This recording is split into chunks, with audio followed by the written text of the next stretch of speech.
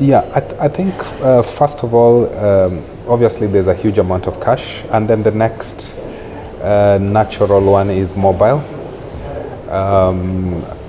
And then later on is when you have cards. Not too many people have cards just because of the formal process of getting bank cards and that kind of thing. Yeah, so mobile is a lot easier for Africa. So again, when you say Africa, Africa is very big. So you have sub-Saharan Africa, which I would say the trend would tend towards mobile.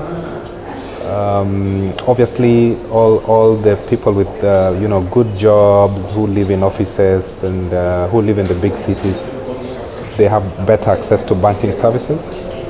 But the people who are more rural, which is over 50% of the population within sub-Saharan Africa, would be tending much more towards mobile payments. But even within urban, mobile presents a lot of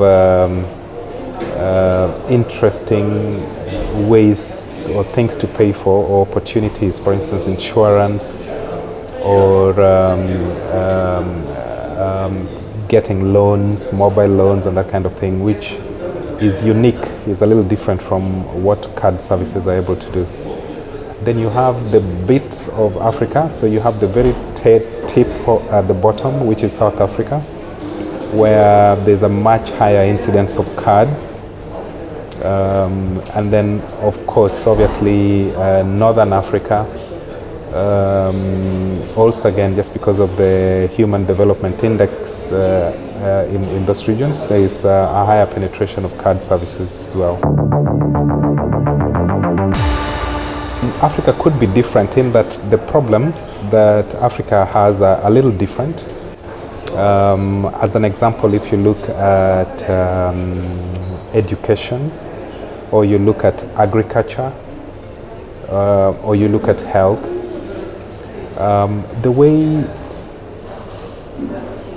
way the continent is and how Africa can solve some of those problems require a slightly unique, customized way of solving those problems. So I think if you look at the M-Pesa story, it's the problem is not a unique problem, but the way it was customized, it makes sense for the market.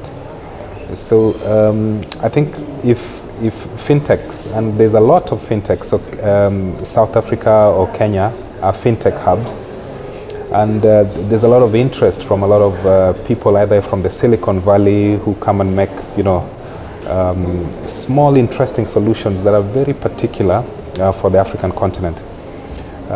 So let's give an example of agriculture, where over 60% are farmers. But the kind of issues they have with farming are a little different. They're small-scale farmers. Maybe they're not using tractors. Maybe they have access to market issues and that kind of thing. So while the solutions could be there elsewhere, I don't think it's the success is a technology success. The success is, have you solved the need for the people who are receiving those services? So if you get that sweet spot of this is what these people really need, and you're able to use unique technology or new technology to cover for that need, then obviously there's a huge amount of opportunity in Africa. But if somebody just came and said, this is new technology, the chances for adoption probably not that great. Huh?